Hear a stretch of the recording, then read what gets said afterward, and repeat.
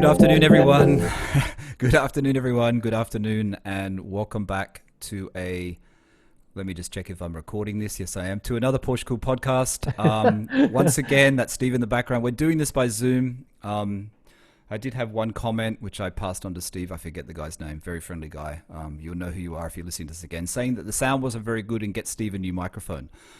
It's not really the microphone. Unfortunately, it's when you do these calls through Zoom, and I guess when I'm back in Australia and Steve and I can sit around a desk and record into a video recorder, that will probably work better. But when we're in two different locations around the world, this is the best way to do it. Zoom still has the best sound out of anything out there. It's still better than Skype. But Steve's here. Hi, Steve. Yo, it could be the person. I keep saying it.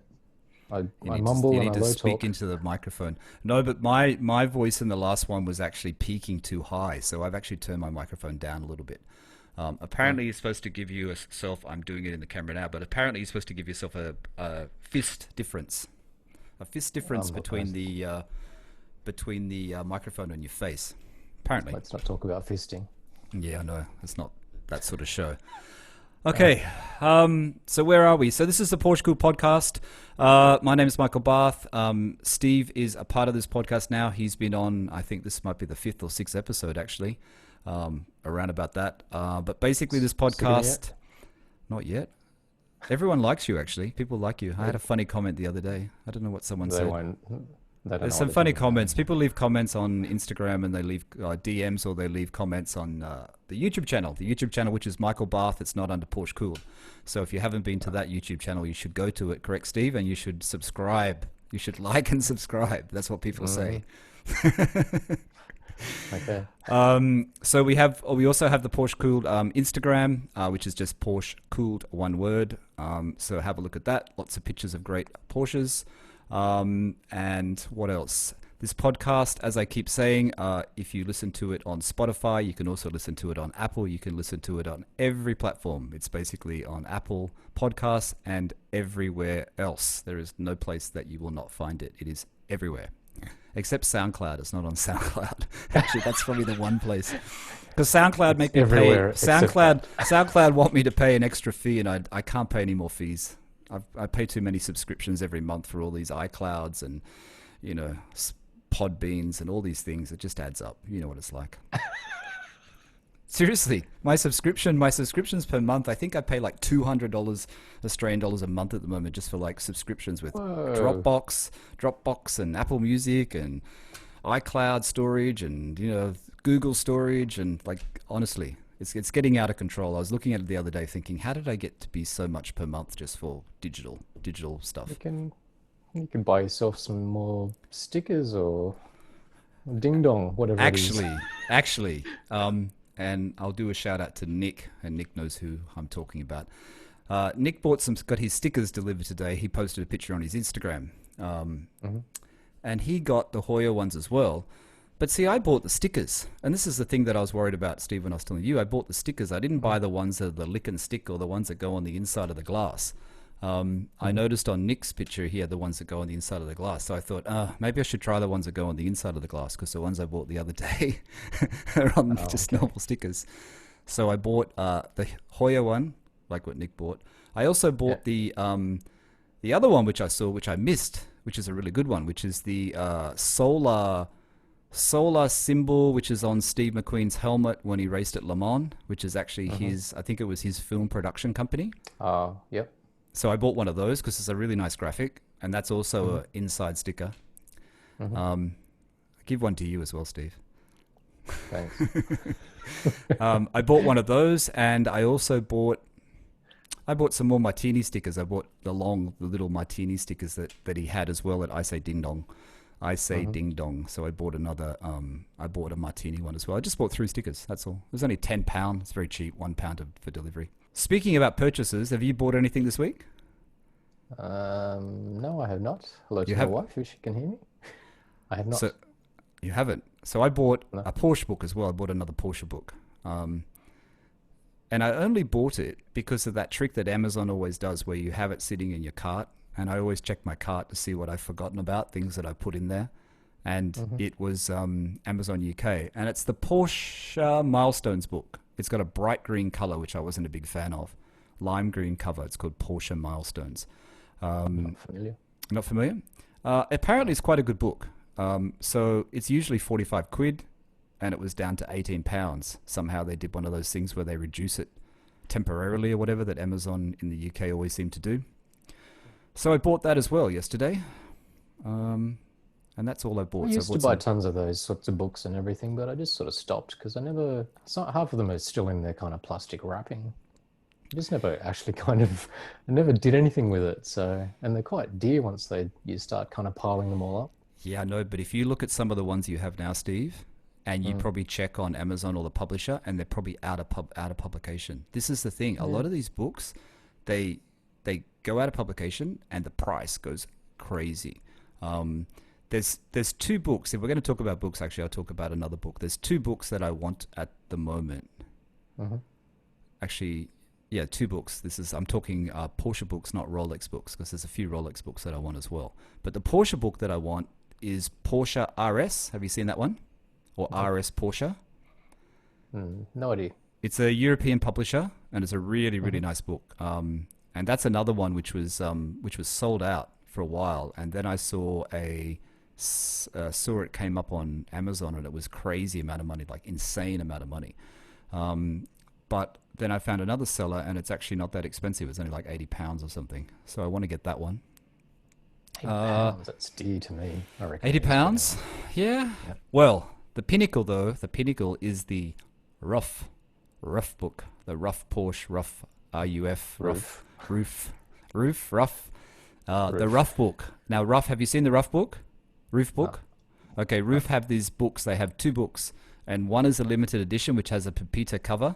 Pepita being Hmm. your favorite seed insert. So I thought you'd like that one. Hmm. That's I'm starting about to wonder about Pepita. uh, I'll go on a rant later. really well the Pepita book, and I should have the price in front of me. But I think the price is the Pepita limited edition one. I think is 500 quid. Holy shit. I think that's £500. And then they have just the normal edition, which I think there's 911 copies of it. I think I'm looking at their site now, but I don't know if they have it on here. It's yeah, I don't know why it's not here. It's not here.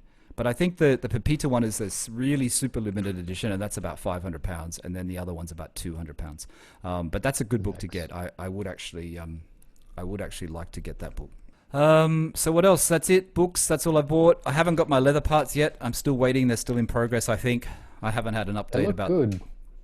They Yep. look really good. Yep. Did you figure out your worries about the plastic uh, the plastic kind of cover over the mirror versus the leather surface? Yeah. Well, I think I sent you that image. I had a look at. Well, I didn't actually have a look. Exclusive Option, who we've mentioned before, who's the other leather parts supplier for Porsche, aftermarket Hmm. supplier. He posted another image on his Instagram, and he actually made the point that he covers the mirror and the surround of the mirror in leather. Like he actually makes that point.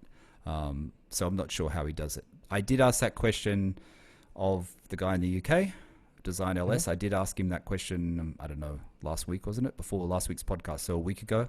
I'm Hmm. yet to get a response. So I guess he's just busy finishing everything. I think he's quite busy anyway Busy. because I think he He's a just busy boy. He's constantly posting like the things that he finishes on Instagram, and they all look good to my eyes. yeah, no, the stitching and everything looks good. Um, I saw that he had a picture of some work he did on for a Boxster. That was the Boxster picture, Hmm. actually, the Boxster 987 or 986. He did the dash and Yeah, he I saw did that. that's right, the console lid. I still think the crest, I think the crest that Linas does is actually very good, but it Hmm. definitely doesn't look the same as the Porsche one, the one that I have. I can't remember. It still looks pretty good though. The Porsche one's a lot sharper. It's like really sharp edges. You know what I mean? Mm. Like that, it seems Mm. to be a lot. It's a softer edge on his than on the factory part that I have. Yeah. The one thing though was, I think I said it to you back in a text, which was I think if you start kind of wrapping all those kind of bits in leather, you do have to account for the fact that it makes everything thicker. So the tolerances, like I've got a very slightly sticky driver's window, power window switch because I had the door spear. I've got a door spear that's covered in leather. So I don't know how would the mirror, the flippy lid thing close and open properly if it's got like that extra little bit of thickness to it. Yeah, it might actually get a bit stucker. It may get stuck. Mm, maybe, I don't know. I remember you Maybe. said that about your doors. Actually, that's why I really like that part. I really like that surround of the door handle that you've got in leather. It's a surround Yeah, I of the do too. yeah, that surround. I really really like it, and I really would. The two reasons why I haven't bought that thing is one, it's not so easy to install. I think I Um, had auto has to it. Yep. yeah, I saw something online about it. Some guy did it himself, and it's like it's really painful to install. And I don't know. Yep. I still don't Yep. like when people take apart my car anyway. Even if I don't see it, I don't know. There's something about it. I don't know. I just don't like it. Hmm. And then the thing that you said that it sticks, that the window sticks, which I didn't find when I was in your car. I thought it was actually worked fine on that window. You But did because I actually noticed, I don't know why, I rewatched when you took my car for a drive that time on Putty Road in Sydney, and you were fiddling with it. And I could tell it's because it was sticking. It wasn't because you didn't know what you're doing, because oh obviously you're really? driving 997. Yeah. I don't know. I was And so nervous about everything else that day. every time I take it for a service, the guys always sort of say to me, "Oh, you got a sticky window switch," and it's like, "Yeah, I know." But it's just an anomaly though, because it's not like the other side sticks or anything like that. But it's I just something to guess take into account. But I guess this is because if you get a Porsche OEM leather part, which is, four times the price, the actual part, which you can still buy these parts, right? You can actually order them and buy them. Yeah, But I guess that it's the way that they make it, I guess, that the backing material is not like using the plastic part and putting leather on top. They must do it in a different way because, like you said, the tolerances are quite small. And then by adding another piece of leather on top of the plastic, you're going to get some parts, if there's switches around them, where they are going to stick. yep, I'd say so. But So, and I guess that's just the price, the money you save. You have to, you have to put up with some flaws, I guess. yep, What else? part What of else? What else? Okay, so everyone knows that my 14-day isolation ended yesterday. Or if they didn't, they know now. But 14 days isolation to what make happens at the end of it? Do you have to speak to nothing, somebody, or you just nothing. Nobody yeah? called us. No phone calls. Apparently, they do random calls on people. No calls. I have a funny feeling that they do track you by your mobile phone. They just don't tell you. Hmm. So if you wanted to go out, I guess you just go out without your mobile phone, and then no one knows where you are. They just think you're at I've home heard still. in I've heard in Sydney that so if you're supposed to be isolating like you guys were, the police make random calls, and somebody was telling me a story about getting the phone call at one was at 11 at night and the other was at 2 in the morning, checking up to see if you where you were. Um, and Really? I know that sounds very invasive, but I mean, given some of the dum-dums out there that aren't sort of adhering, Mm. it's probably not, they're doing the job, I suppose. Well, it's pretty Don't need to talk about that. like I said to you before we started recording. I mean, going to Canary Wharf shops here is pretty depressing. Mhm. Like I said, it was pretty depressing. Not many people, and a lot of shops are closed for good. They've gone. So not, I don't know, a bit depressing. But anyway, Yeah. the sun is shining here, which is a rare thing. It's really, really hot. Um, London does its usual thing where it gets hot at 5 o'clock in the afternoon. Like, I don't know, the temperature seems to build, and then at 4 o'clock in the afternoon, it's the hottest. It's very weird. Where in the Middle East, it's the opposite. It just stays hot all the time. I have to say, I miss not being the only thing I miss from Bahrain is I miss the gym there and I miss the swimming pool. That's the only two things I miss, I think. Okay, should we get into Surely. this? I'm rambling. Steve's gone quiet. That's it. I haven't bought anything else. I still need to buy my stainless steel sills. I was telling Steve that I was almost going to change my mind because I don't want them to get scratched. I may have mentioned it in the last podcast. I've gone back to the usual thought, and I am going to get the stainless steel sills, and Have hopefully, they if I got anything on it? yeah, it says Are they Carrera. Yeah, they're Porsche's. the They're laser actual. etched? I don't know OEM part, so I don't know how. It's probably just sticker. I'm Oh, not okay. sure. I'm not So sure. it's a part that you could order from the factory. Yeah, yeah, Okay, cool. yeah. It's Yeah, actually an OEM part. yeah, nice. It was an option on the 997 option list. I saw it on something I was looking at. I think I've So I ever still seen need to it. buy those, but huh? Don't think I've ever, excuse me, I don't think I've ever seen it. Yeah, they're in a lot of Carreras. They're in a lot of 997s. Right. Okay. Carrera S and stuff. Carrera Good 4S. installation experience. I've done that twice. It's a bitch. Yeah, yeah. I think I showed you, or I told you. I think Nick shared some photos of his. He just did his in the UK here. Who also owns a 997 4S, and he Hmm. he did his, and it was it looks painful. You got to have the right It's not tools at fun. hand. I just don't know when Yeah. I'm going to get the chance to do it though, Steve, because I really don't know when I can get back to Australia. This is the other problem. I just don't know when I can get back to Don't fret Australia. about it. It'll happen eventually. I don't know. Anyway, in today's podcast, I think that's it. We've run out of time almost. Is that 35 minutes already? Surely not. I have a little counter here on my screen saying how long the recording time is. 35 minutes? Surely we haven't spoken for 35 minutes about nothing. Maybe we have. No. So what's the topic then? Just a whole bunch of shit. Yeah, I thought we'd just talk about our usual things that people like to know about, things that people sort of ask me questions. I know you're starting to get a few DMs from people asking you things, but I guess the main question that everyone wants to know is, if you don't own one, what's it like to own a Porsche 911, or what's it like to own a Porsche 997? You know what I mean? Hmm. And I guess one of the things that always comes up, the first thing, is that people going to think I'm a wanker? Well, if people don't think you're a wanker already, I think if you buy a 9911, they're probably still not going to think you're a wanker. But I think if they think you're a wanker now, then they'll probably still think you're a wanker. So what are you trying to say? Take a good hard look at yourself. It's not the car, it's you.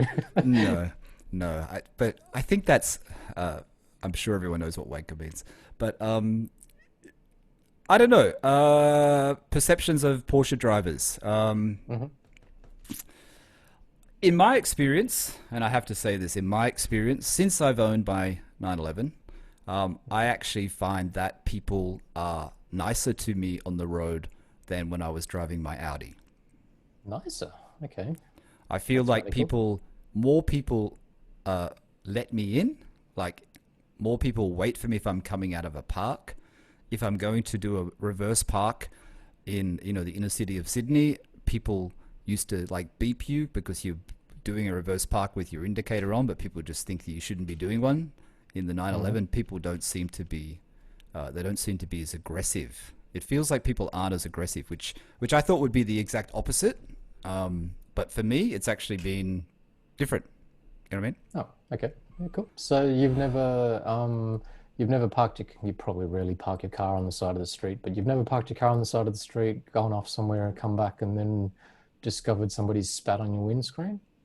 No, I've had that once, like, really. in the 993, like years ago. Went and saw a movie. Car was parked on Oxford Street. Came back and it's like, what's that?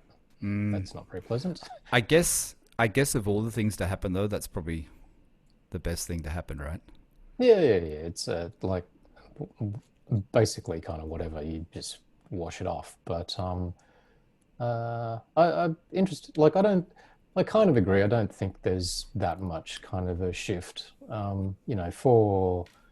For the type of car that it is and all of that sort of stuff. Like, you go relatively unnoticed, and um, like arguably, I'm now in a slightly more ostentatious one with a big wing and all of that sort of stuff. The color's fairly muted though in terms of white, but I don't think it really sort of draws that much attention. My car is as loud as all hell.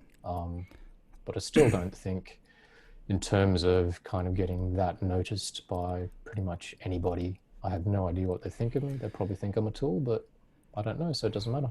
No, I think that's a good point, because I think if you're buying a 911 because you want people to notice you, I think you might be a little bit upset, because Buying the wrong car. Yeah. I don't think people in general notice you. I think people who are interested in the brand, who are interested in the company, who are interested in 911s, whether or not they own one or not, will actually create a conversation or start talking to you. A couple of times, and only a few times, I've been at traffic lights and someone has told me to wind down the window, and all they wanted to say was, "Oh, that's a really nice car. What year is that?" So I'm Mhm. guessing they know it's a Porsche, but they don't know how old it is or whatever, or what model it is. To them, it probably looks the same. Yep. I parked it. I remember when I first picked it up, the car, when it still had the Tech Art wheels on it, and I went to a ramen place in Crow's Nest, and I parked out the front, and an old guy was sitting there and said, "Nice car." And I think I had one other occasion. But I think if you're buying the Porsche, if you're buying a 911 Carrera, maybe if you pulled up in a Carrera GT or you pulled up in a GT2 RS, and maybe it'll be, maybe it's different. Maybe you get more looks. And like you said, if it's not in silver and white and it's in lizard green or it's in lava orange or something like that, or Mexico blue, maybe people will comment more. But I think you shouldn't buy one because you want to be noticed. I think you should buy one because of the driving experience and because of the history and because of all the other things that is Porsche. Yeah, I think people that do know though, into stupid obvious thing to say, but you can tell enthusiasts sort of appreciate it. So the other side to that coin is that, as you sort of say, like I have people like there's an old dude pulled up next to me in the petrol station the other day and started talking Porsches. He didn't really know that much, but he told me he was sort of saving up for a 964. I was like, oh shit, you're going to be saving up for a long time. But yeah, I think obviously the type of person that probably listens to this podcast is similar, where if you kind of spot a 911 or a 997 or whatever it is, a lot of people kind of walk up to it. I go downstairs to the car park in the apartment block that I live at, and occasionally I kind of catch people kind of standing around looking at the car. You'd sometimes find fingerprints on your windows because you can tell people are having a little yeah. And I guess that's just people being enthusiastic about it. A couple of people kind of come up to me and sort of say, oh, like that's my favorite car of all time and blah, blah, blah. It's like, yeah, cool. Okay, so would you get a dash cam? So when it's down in the car park, you can see people and watch them from your bedroom. Well, what am I going to do? I think... look at everybody that touches my car and hunt them down. This is the thing. I like the idea of a dash cam, but I think the dash cam would just make you go a little bit crazy. Because if it's on your phone and you can check it, you'd be checking it all the time, right? You can check it on your phone, right? It works. Can't you check it on your phone? I thought some of you could. No? Probably, I have no idea. I never. Or is it just recording? Maybe it's just recording. I don't know. Maybe I'm ahead of myself. Maybe that's the next generation of yeah, probably dash cams. All right. So perceptions of Porsche owners. I don't think people really think you're a wanker. I think people are envious. I think people look at you, and when they're looking at you, they're not really saying, you're a wanker. They're basically just saying, wow, I really like your car and I really like to have it. You know what I mean?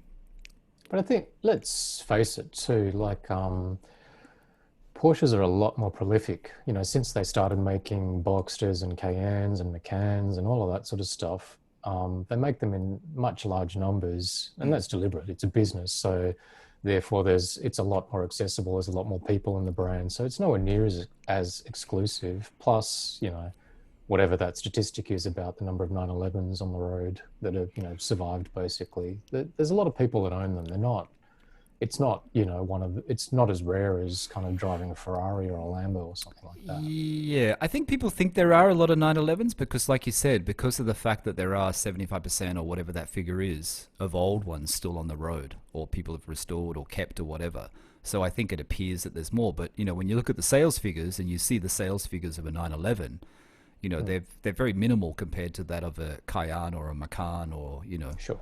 And God knows how many Taycans are going to sell in the future. You know what I mean? Like, so sales-wise, it's quite minimal, isn't it, really? Plus, a lot of people can't tell the difference. Like a layman can't tell, because the 911 shape has been like that for 50 years or whatever it is, and it's an evolving shape. A lot of people can't tell the difference between, the 70s to a 90s kind of Porsche. So. True.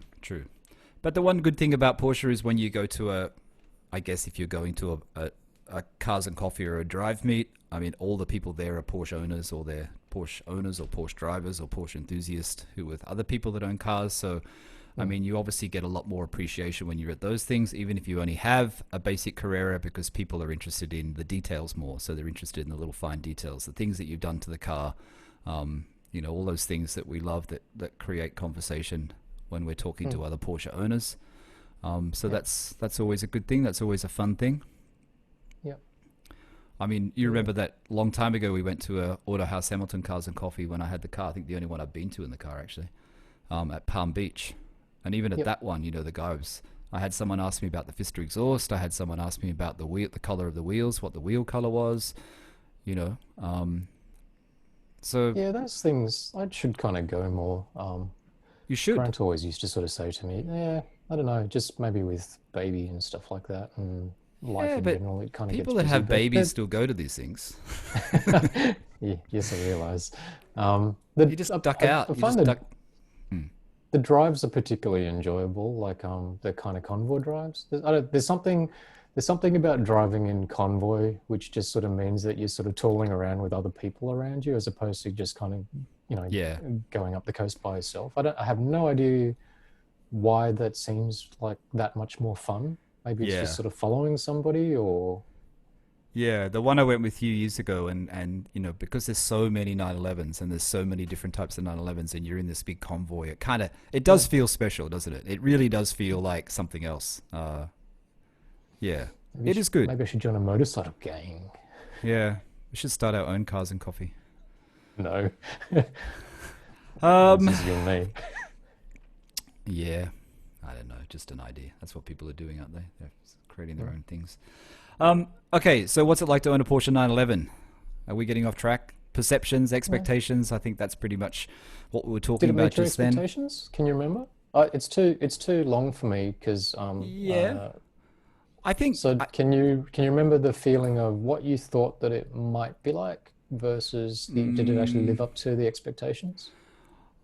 all I know is when I first went, and I've said this to you before. I think I've mentioned it once before, a few times before. Is that first time, and it wasn't driving out of the dealership. It wasn't driving back to the flat or just going for like. I think the first night we got it, Tash and I went to Vaucluse in Sydney and drove around to Vaucluse and around the headland there.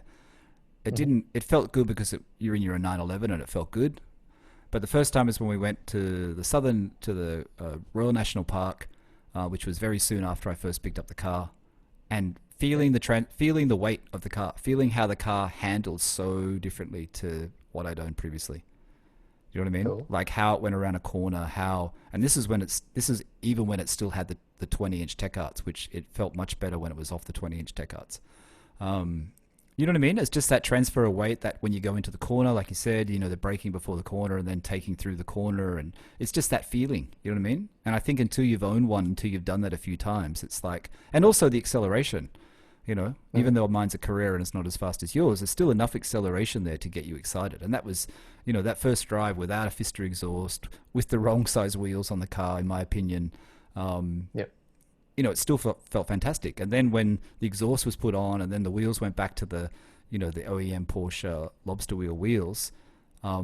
I don't know. I think it was just, it just felt right. You just knew it was right, and you knew it would be very, very hard to look at other cars after having one.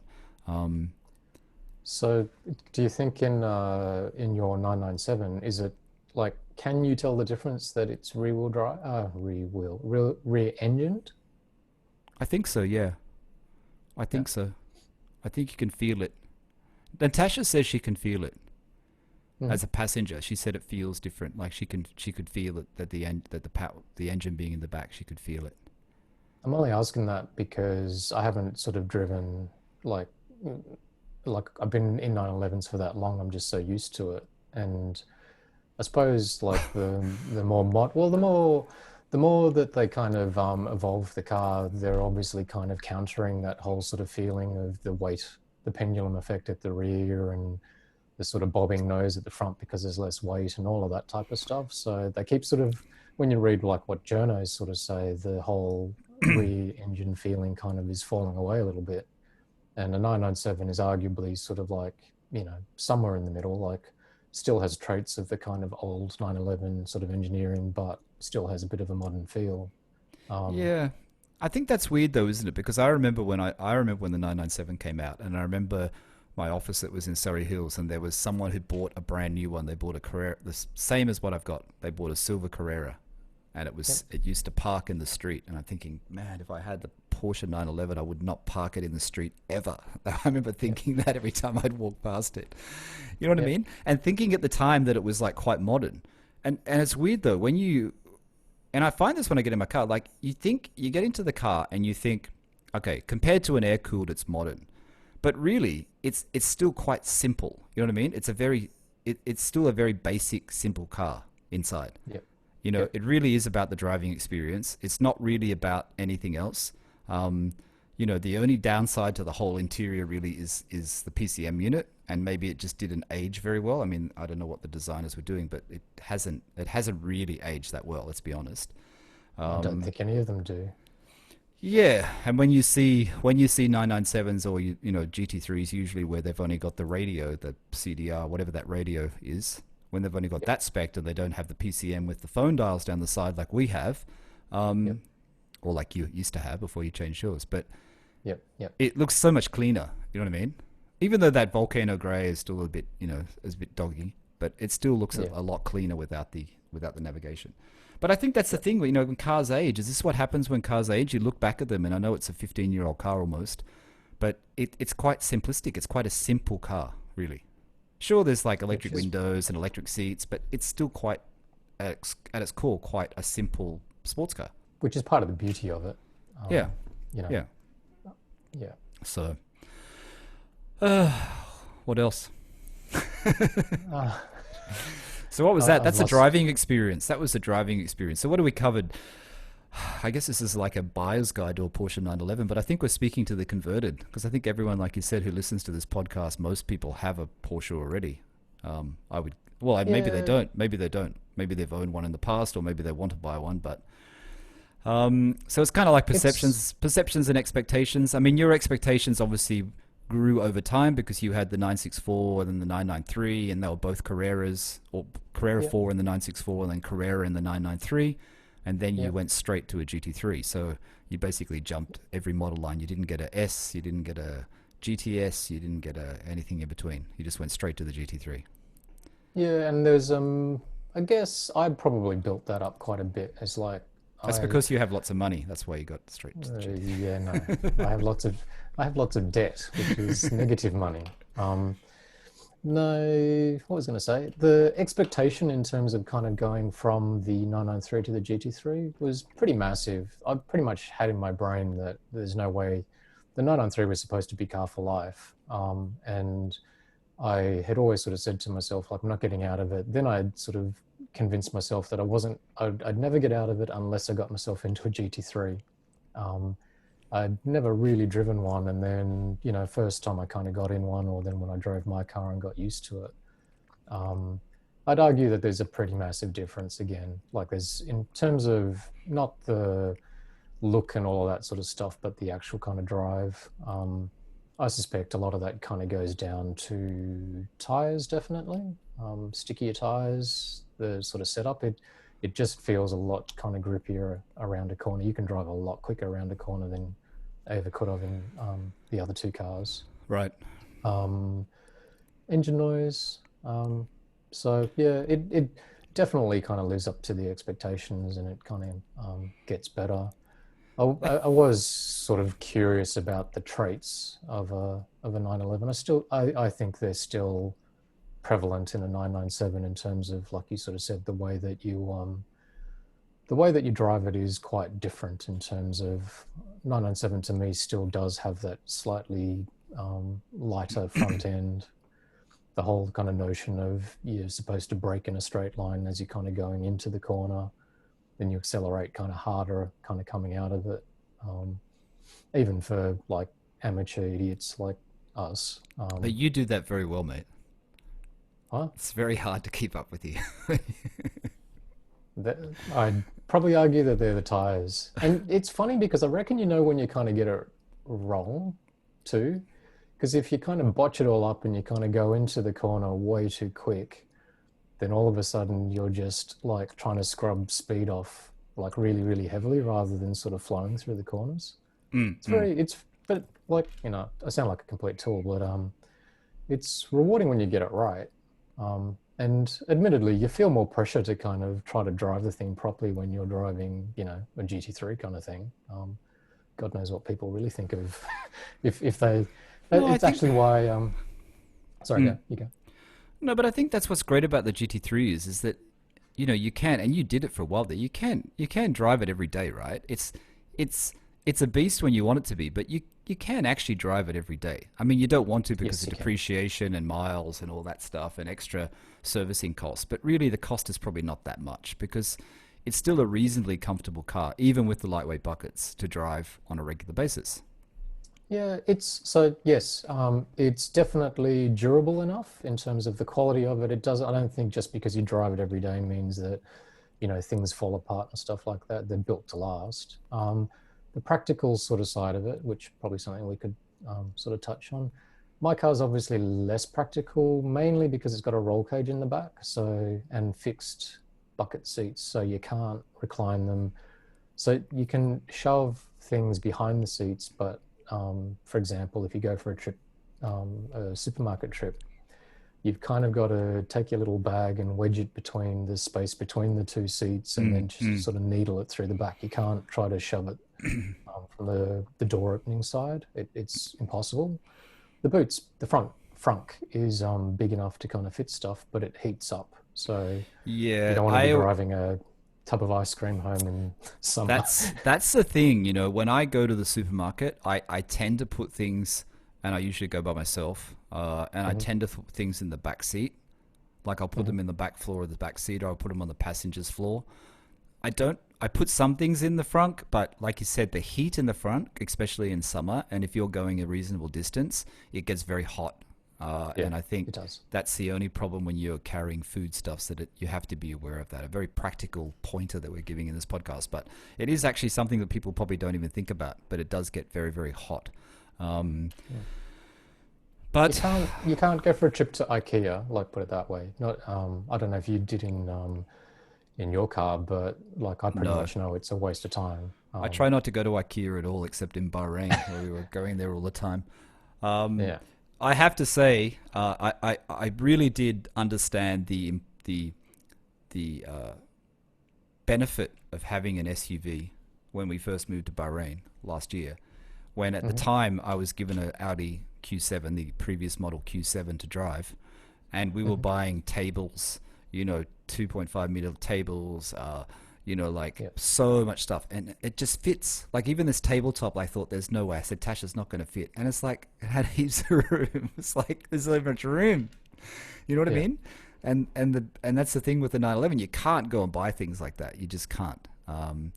But you do But have the front. At least you have the front trunk, and like you said, the seats. Like I said, like you said, in yours, the benefit. I mean, the thing is, the lightweight buckets are the best looking seat.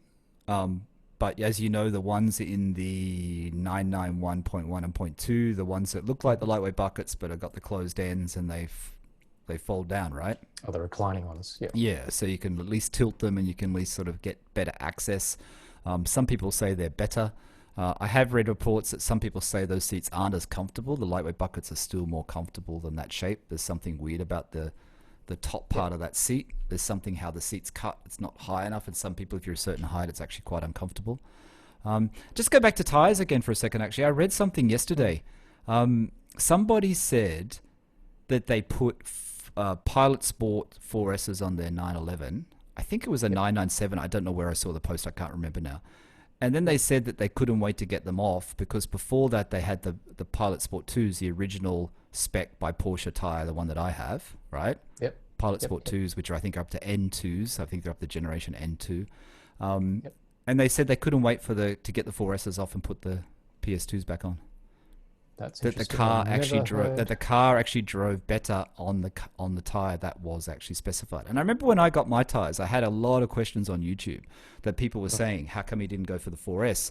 You know, it's a newer tire technology, and I said I just wanted to go with what they spec with the car, what was originally spec with the car. Um, which were reasonably easy to find. I mean, they weren't hard to find. Like, I just had to order them, and they came in like a day later. Yep. But I thought that was interesting because I thought that I mean, you've got the 4S, haven't you? Or you put them on Nope. I've something? got I've got Cup twos. Oh, Cup I twos. That's right. swapped I swapped my tires out maybe I don't know 18 months ago. Not long after you, I think it was.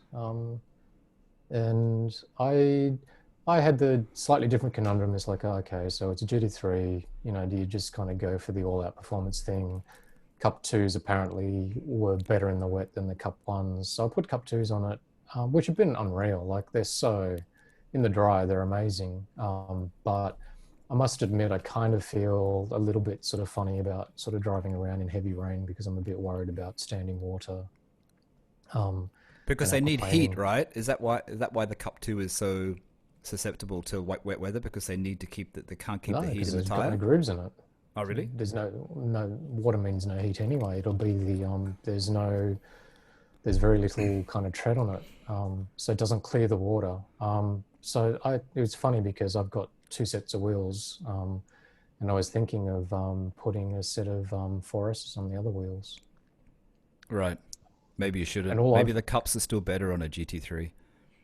I've read all I've ever read was, which is why I was interested to hear what you just said, that 4Ss, the absolute latest ones, apparently have the same sort of dry weather grip, and I'm assuming that means the wet weather. Yeah, but I mean they're a great tire, but if Porsche say that this is the tire that should be on your car, and that's what they did all the testing in, is that the reason why the PS2 is still the better tire for the 997?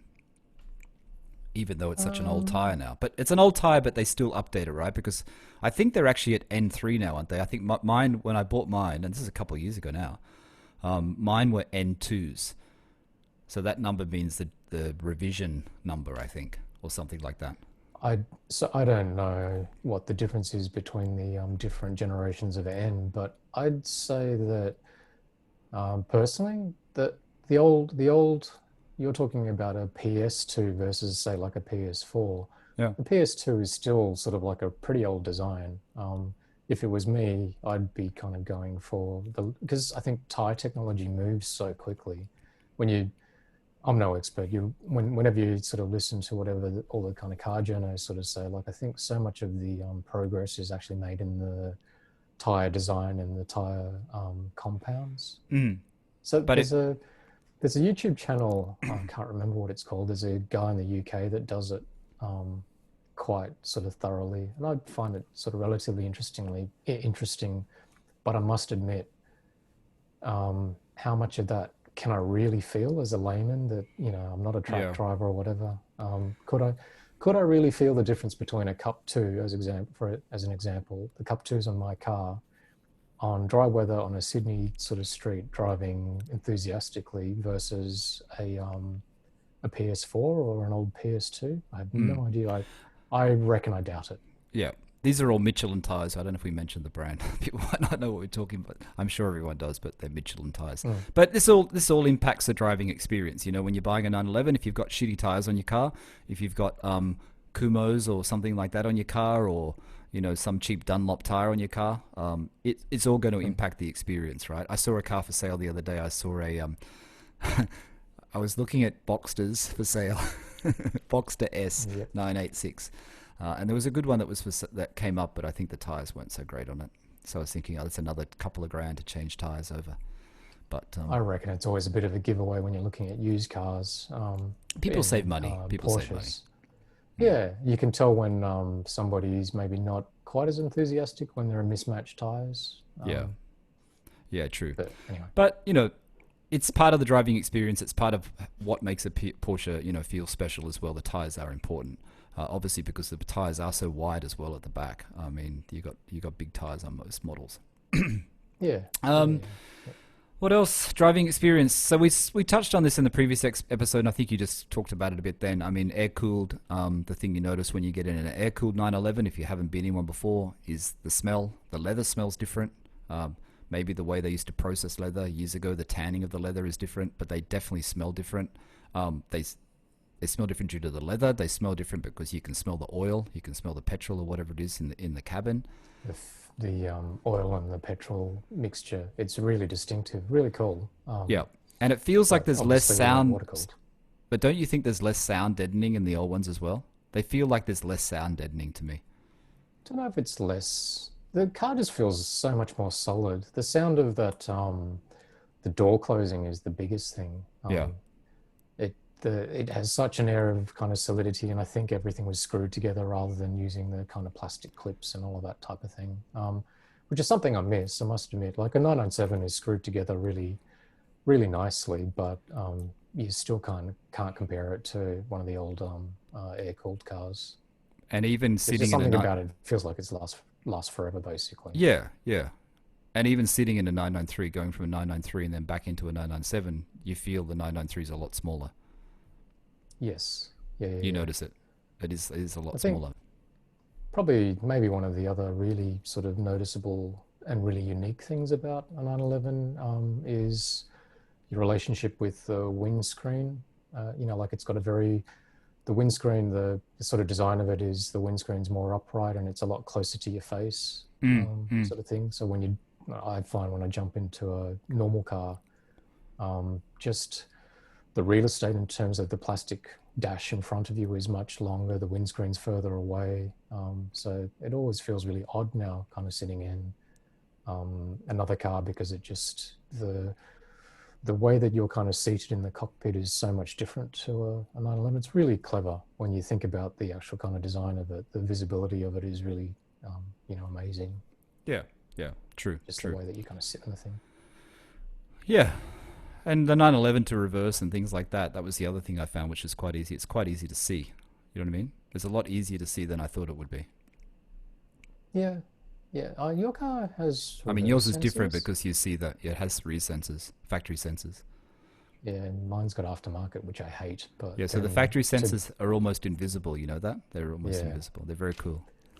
I tried to I tried to find to see if I could actually get that retrofitted because the previous owner of my car had aftermarket ones fitted with a really sort of first generation, really ugly kind of sensors. But then I must admit, with a roll cage plus a big wing and all of that sort of stuff, plus just bad parking skills, I do rely on the parking sensor. I know that's probably blasphemous for Yeah. purists again having No, parking sensors in a no, GT3, but no. I think it's a good. I think you need it.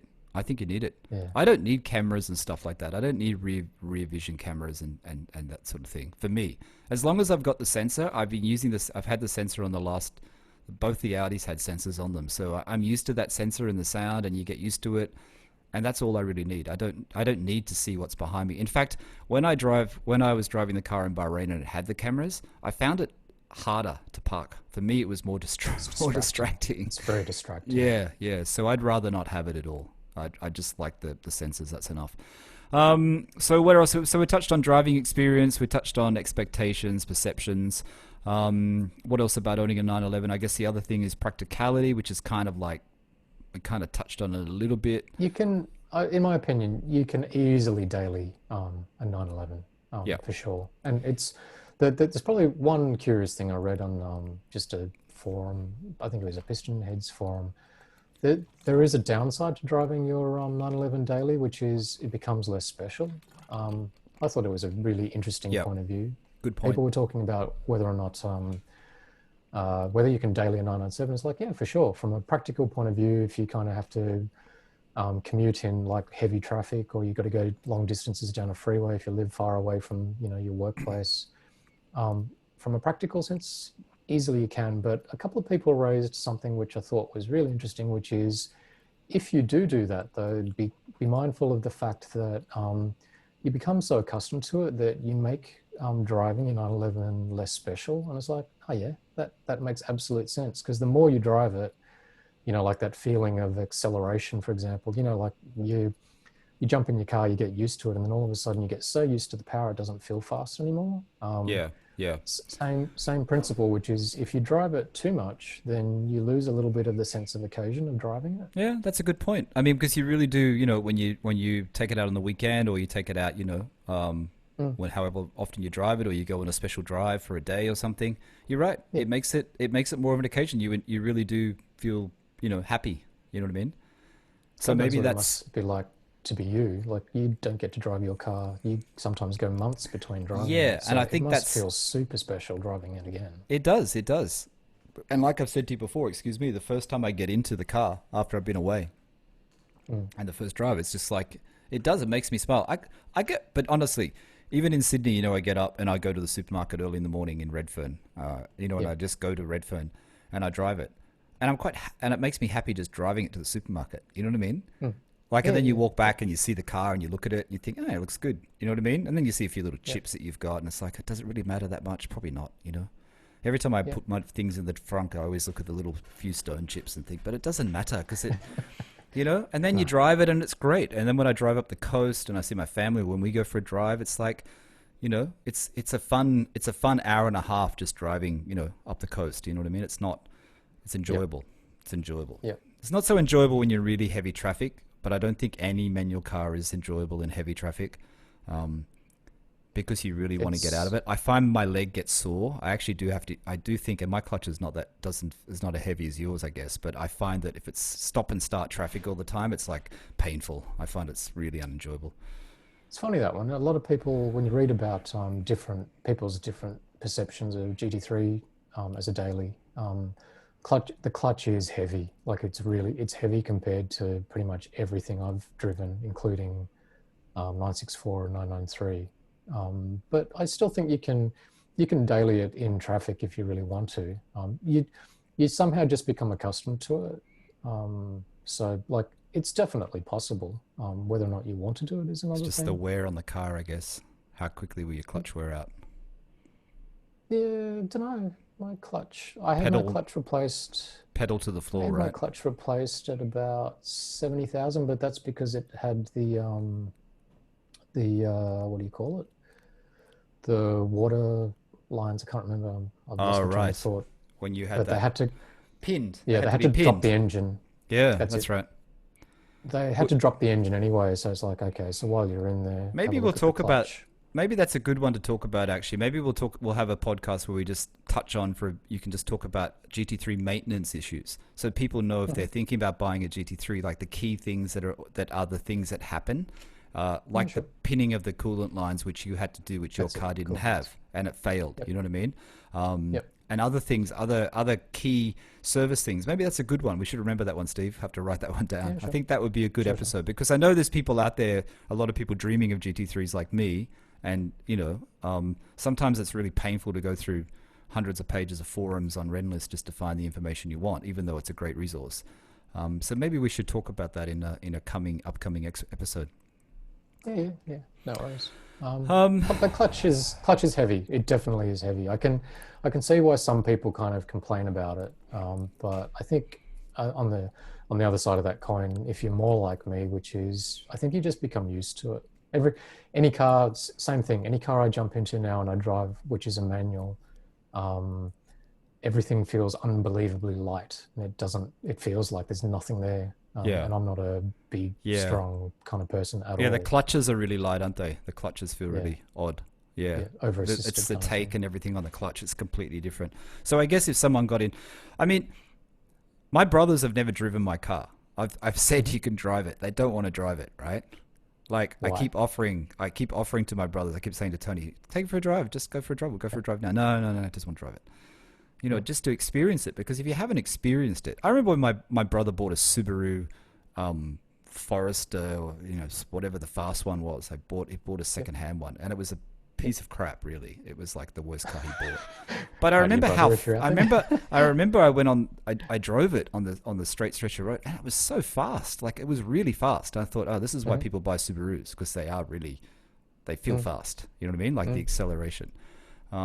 And I think until you drive a 911, you don't really know, do you? But once you drive one, you want one. That's the thing.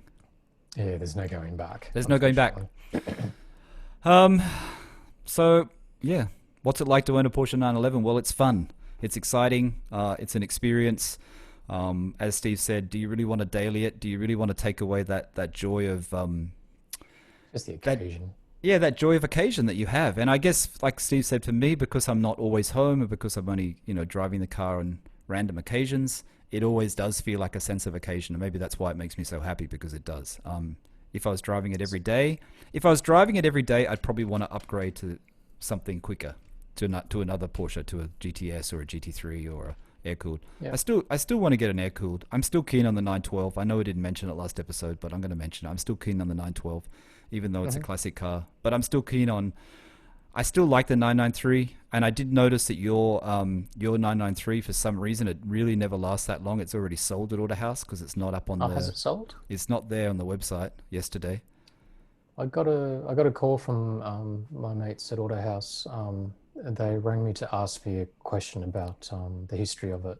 So I think they had somebody that was interested. Yeah. Whoever got it, So this was a like awesome. Congrats, it's such a 1995 good car. 1995 993 Carrera 2, correct? Yep, Yeah. Aventura Green. I think Yeah.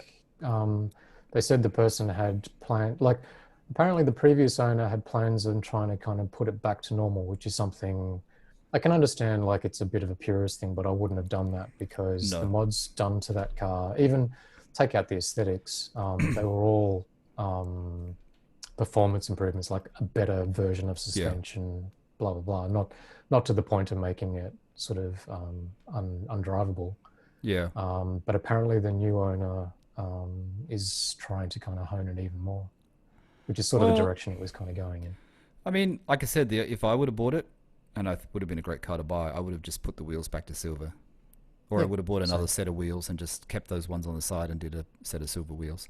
I still like the 993. There is a black one for sale that's for sale in Kiama. Have you seen that one? There's a black one on the No. car side in Australia car sales. It's black. It's got tan interior. I do like the tan interior with the black half black dash and the tan top. Oh yeah. Yep. It's got 198,000 kilometers. They only want 120 grand for it, but it's high. It's like the same kilometers as what yours was, but it Yep. looks. It's one of those cars that even though it's got high kilometers, it looks really well looked after. Like, and 120 grand for a 993, I think is pretty good. I think at that point in time as well. So what if it's, say, like, mine was a 95, so what does that make it? 25 years old? Yeah, I think this one's a 96. Okay.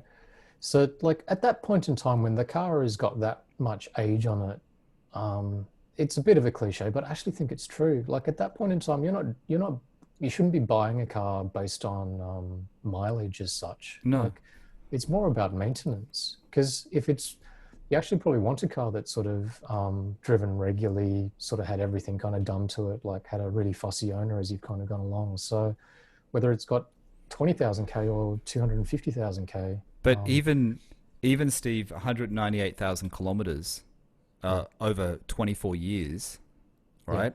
Is only 8,000 kilometers a year.